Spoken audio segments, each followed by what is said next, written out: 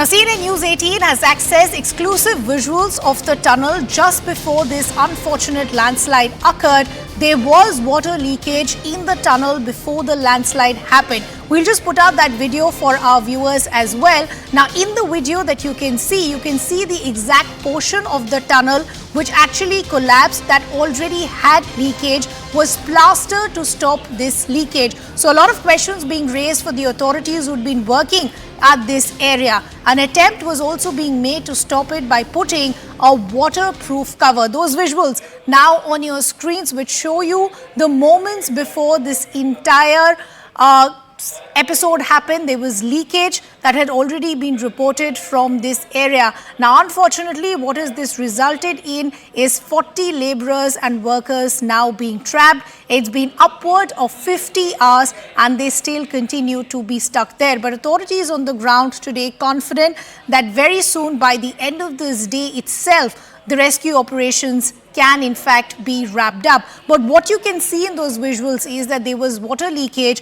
in the tunnel before this landslide happened, and thus you had the trapping of these 40 laborers inside this tunnel. Remember, it's been 50 hours. We continue to point this. It's been over 50 hours since these workers, since these laborers have been trapped. They are being provided with oxygen. They're also being provided with water and some sort of dry fruits. But the larger question is, for how long will this be enough to keep these laborers and workers alive? Remember, plan A of the authorities, the rescue teams, hasn't gone as per plan. They've made some tweaks to it now. They're using some other mechanisms to try and get these workers out. If you look at it, it's about 60 meters of this tunnel, out of which 20 meters has already been cleared. So the authorities feel that yes, they are making headway, but we also need to focus on is that time is running out. These are laborers that have been trapped for over 50 hours. So look at those visuals that we're putting out.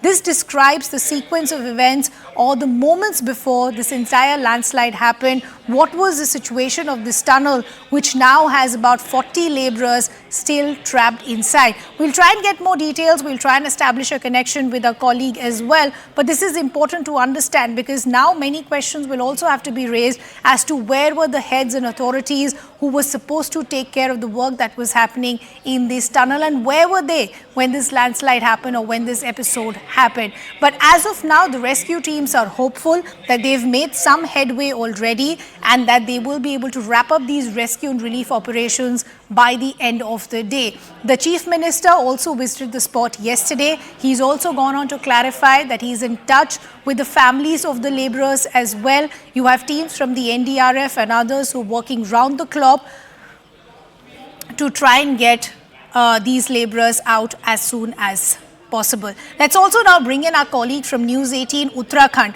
Sunil Navprabhat, who's in fact joining us on the broadcast. Sunil, और क्या जानकारी है आपके पास, क्योंकि अब काफ़ी सवाल खड़े होंगे कि जो अथॉरिटीज़ थी वो कहाँ थी जब ये लैंडस्लाइड हुई। तो जैसे हम अपने दर्शकों को बता रहे हैं कि एक पानी की लीकेज का रिपोर्ट ऑलरेडी थी, आपके पास और क्या जानकारी है कि जब ये लैंडस्लाइड आई इस टनल की स्थिति कैसी थी?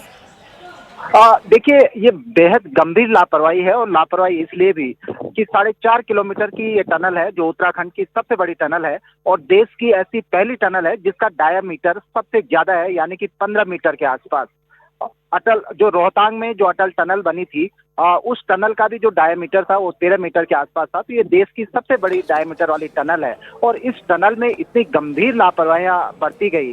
पहली लापरवाही ये रही कि टनल में जब हम अंडरग्राउंड पहाड़ को खोदते हुए आगे बढ़ते हैं तो जिस हिस्से को खोदा जाता है उसमें लाइनिंग की जाती है, यानी कि सीमेंट की मोटी परत उस पर चढ़ा दी जाती है ताकि इस तरह की स्लाइडिंग की घटनाएं, लूज फॉल की घटनाएं सामने ना आए।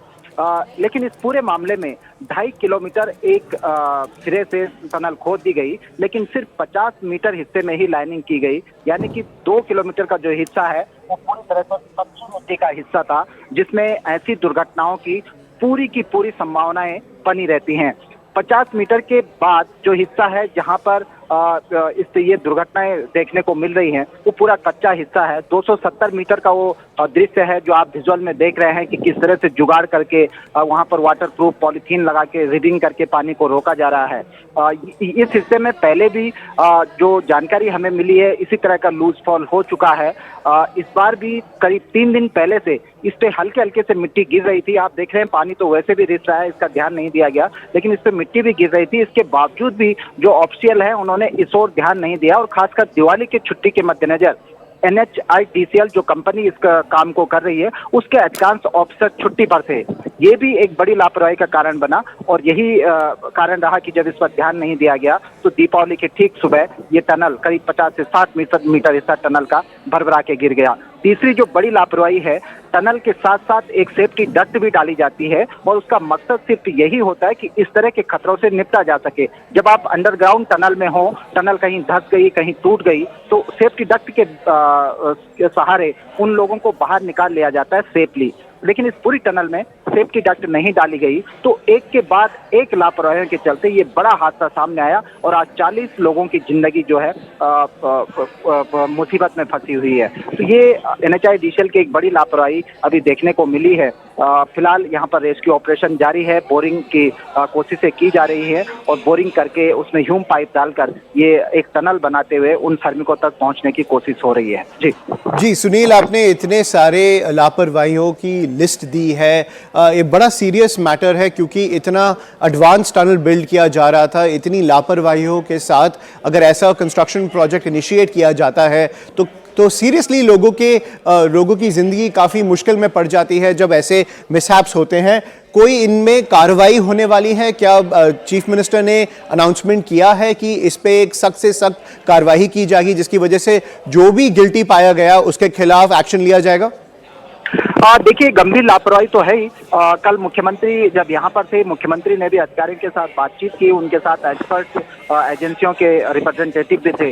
उन्होंने पूरी टनल का निरीक्षण किया और यहाँ से लौटने के बाद मुख्यमंत्री ने एक 6 सदस्यीय टेक्निकल कमेटी सेटअप की है जो इस पूरे मामले की जांच करेगी, जिसमें GSI के लोग हैं, CBRI जो मानी जानी एजेंसी है, CBRI के प्रतिनिधि इसमें हैं, इसके अलावा वाडिया इंस्टीट्यूट के प्रतिनिधि भी इसमें हैं, स्टेट डिजास्टर मैनेजमेंट अथॉरिटी के रिप्रेजेंटेटिव इसमें हैं। तो 6 लोगों की कमेटी है। इस कमेटी ने कल भी यहाँ पर फिजिकल वेरिफिकेशन किया, टनल का निरीक्षण किया। इसके अलावा टनल के ऊपर पहाड़ी पे जाकर भी उन्होंने इसकी जियोलॉजी और जियोफिजियोलॉजी का इससे जानने की कोशिश की। अब देखना होगा कि जो जांच एजेंसियां हैं उनका क्या निष्कर्ष रहता है। मुख्यमंत्री के कड़े आदेश हैं कि इस पूरी घटना की जांच की जाए और फिलहाल जो ऑपरेशन यहाँ पर चल रहा है उसमें किसी भी तरह की कोई दिक्कतें न आए, उसको तेज गति से संचालित किया जा सके, ये मुख्यमंत्री की ओर से भी निर्देशित किया गया है।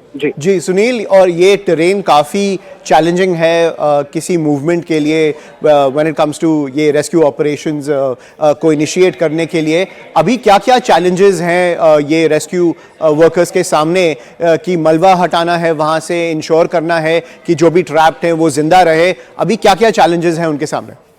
देखिए, इसमें प्रशासन की जो टीमें हैं, जो रेस्क्यू ऑपरेशन में जो एजेंसियां लगी हैं, उन्होंने 3 प्लान इसके लिए तैयार किए थे। पहला प्लान ये था कि 50 से 60 मीटर हिस्से में पहला चैलेंज तो एजेंसियों के सामने ये भी है कि उनको इस बात का अनुमान नहीं है कि जो लूज गिरा है वो कितने मीटर हिस्से में गिरा है। तो एक मोटे मोटे अनुमान से माना जा रहा है कि करीब 60 मीटर हिस्से में ये मलबा गिरा है।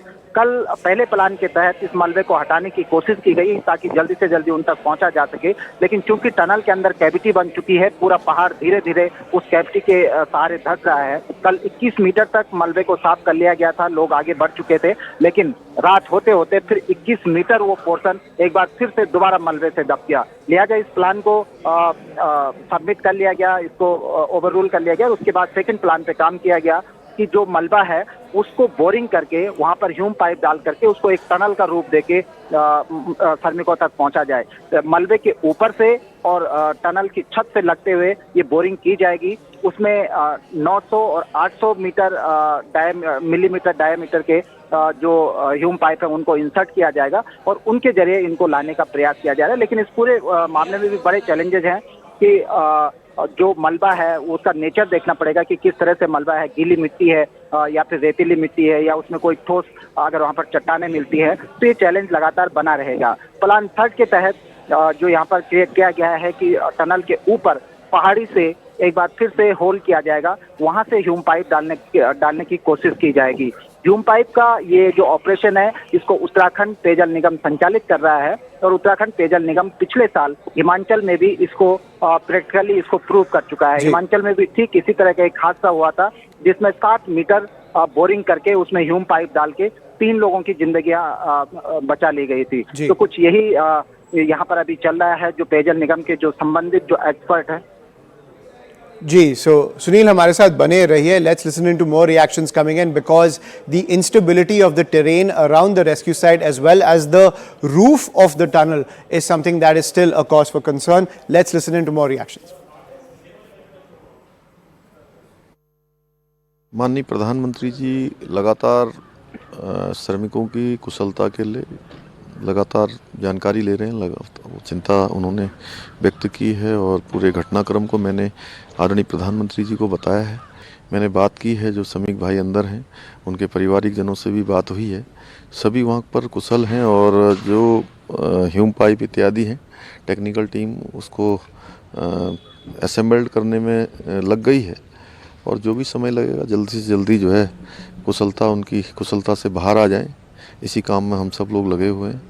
और मुझे लगता है कि अभी सभी सकुशल हैं और लगातार उनको भोजन सामग्री और पानी और साथ में ऑक्सीजन की सप्लाई हो रही है. Almost for the last 50 hours, the rescue operations of the 40 laborers who have been stuck inside this tunnel that you see behind me is ongoing. Over the next few hours, probably 24 hours, it might take to finally get all these laborers out. Now, what is happening in the rescue operations? I'll just try and explain it to you.